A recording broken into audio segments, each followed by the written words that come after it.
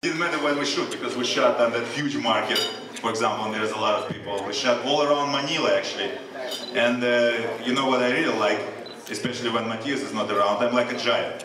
You know, I'm like, I don't know, who invited you into that film, Matthias? What happened? Absolutely. So, you know, I love it here, how people approach me on the street.